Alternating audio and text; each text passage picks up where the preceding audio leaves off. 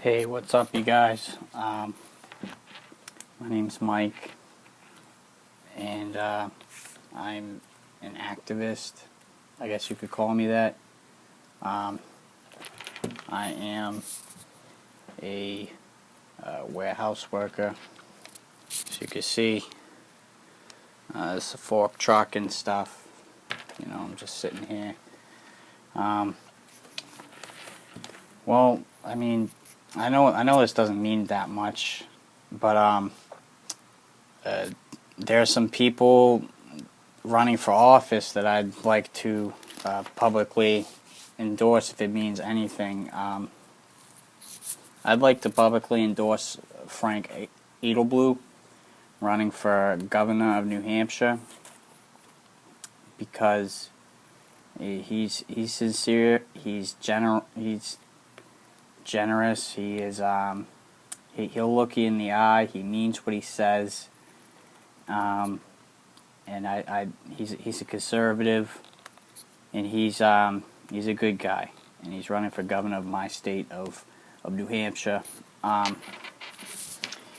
also like to endorse Darrell Glenn of the Colorado U.S. Senate. He's the next Ted Cruz, let's put it that way. I'd also like to endorse Dan Bongino for Florida Congress. He's a fighter. He's a real deal. I'd also like to endorse Kelly Ward for the U.S. Senate in Arizona. She's for Article 5 Convention of States, and that's the only thing that'll fix our problems that are going on in today.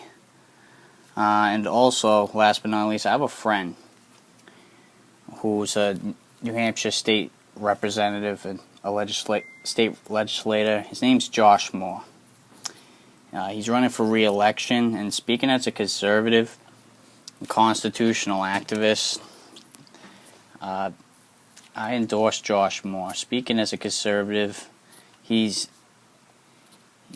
not afraid to tackle the abortion industry, the child killing industry. Actually, I should say, because it's not an abortion industry. Let's just be honest. It's a genocide factory. I mean, Planned Parenthood is a genocide factory that was started by a racist that wanted to eliminate all black people and all Spanish people, all people who weren't white. And that was pretty much the reason why it was started and stuff. Eugenics. And I must say, when I think of these wonderful people that I just mentioned in their campaigns, I can't help but think of these three words: we the people. And I can't help but think of also these three things as well: life, liberty, and the pursuit of happiness. And I feel like over the past 100 years or so, our local, state, and federal government has forgotten what these things mean. And what saddens me most of all is the fact that the people, us, we have forgotten as well. And therefore, our local, state, and federal government has been able to take more liberty into their own hands. By de facto, we end up with less and less liberty. So I think we need to be reminded of what these three things mean: life, liberty, and the pursuit of happiness. What does having the right to life supposed to mean in America? It is supposed to mean that a human being's life is not to be taken without due process, whether that life may be in the womb or out of the womb. However, if you take someone else's life, you therefore forfeit your right to life, liberty, and the pursuit of happiness. You have the right to life, not just like your life itself, but also the things you acquired in your life, your private property, whether it be your boat, your money, your belongings. These are things that you as an individual have worked for all your life. And we as a people have a finite time in this world. We're not here for eternity. And we should be able to get as much out of this life as we can without having these things taken away from us and having these things hindered from being able to be achieved. Why get rich just so you can have the government turn around and try to take it from you, you know? I mean, it's crazy. And why do that if you just get taxed and regulated to hell, you know? And the privacy within your own life counts as the right to life as well. Let me just be very clear about that. Now let's go to liberty and the pursuit of happiness. What does having the right to liberty and the pursuit of happiness mean? I say that because they both intertwine together. And all three of them correlate together, but specifically I feel like liberty and the pursuit of happiness correlate especially together, because you can't pursue happiness without having the liberty to pursue happiness, if that makes sense. Now, what does it mean in America? Well, by definition, this is what liberty means. The state of being free within society from oppressive restrictions imposed by authority on one's way of life, behavior, or political views. So what that means is the government can't force you to buy health insurance or car insurance or any private product, private market product for that matter. I mean, if you choose not to, you shouldn't have to. The government doesn't have the liberty to take what is yours and give it to your neighbor. The government is not supposed to have the liberty to tax and regulate an economy that is propped up by a fake, empty, and worthless currency to the point where it hinders one's liberty to pursue his or her own happiness. So as long as it does not hinder others' right to life, liberty, and pursuit of happiness. Without liberty, one can, like I said, without liberty, one cannot pursue his or her own happiness. And that's why it's very important.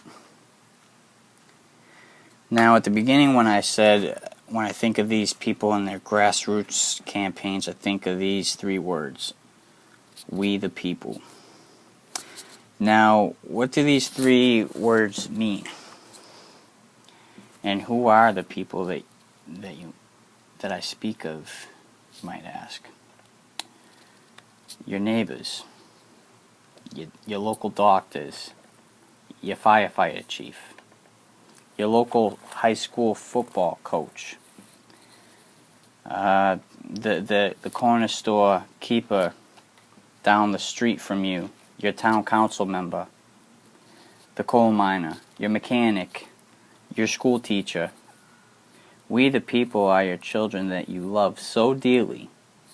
Your children, the same children from when you remember 21 years ago, which feels like yesterday for you, looking into their eyes when they were just a precious and utmost innocent little face, looking back at you with astonishment, curiosity, and wonder of this new world to which they have entered into.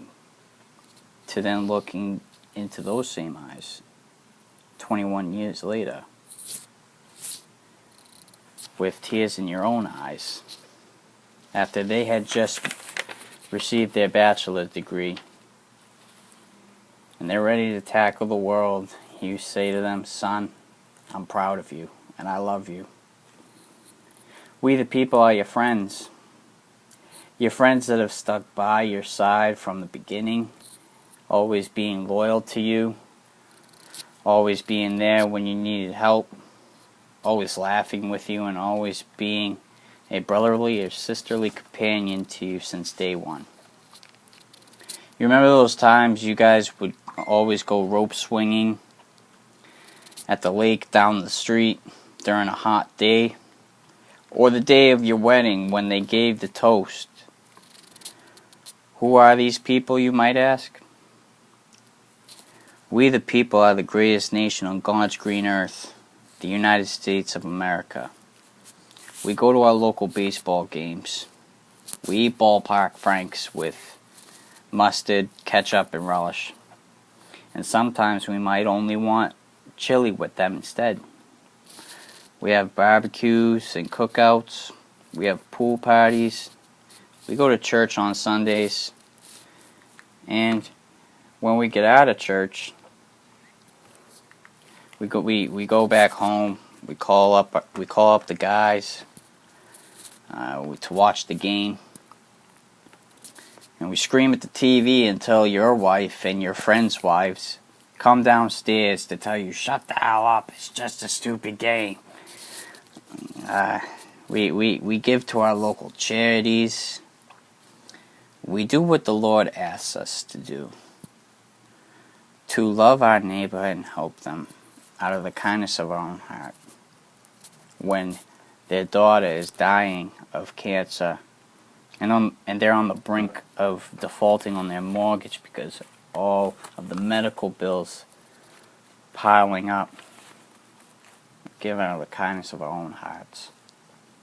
We live in inner city communities where we take the trains to get to all three of our jobs to support our children and saving up for college, hoping someday you as well can put your kids through college. We hang out after a long days of work in front of the projects, clowning and joking with our buddies, keeping kids out of trouble and talking about hopefully one day maybe coming up in the world and stuff. And we salute our armed forces, police officers, firefighters, and emergency personnel, as Mark Levin would put it. We go to the shooting ranges with our friends on the weekends. We pay our bills. We help our children with their homework. We run grassroots efforts to help elect our favorite candidates into office who will best help the prosperities of our freedoms and endeavors. We go to the movies. We go to family gatherings. We help one another out of the kindness of our own hearts. And we help ourselves as well. And we ain't change it for no one. Not no ideology that believes we can't say what we think or feel. Not no ideology that suppresses our speech out of fear of offending someone. Not no ideology that leaves us without arms to defend ourselves from barbarians and hoodlums, thieves and muggers, rapists and murderers, and tyrannical imperial governments, foreign and domestic. Not no ideology that believes our rights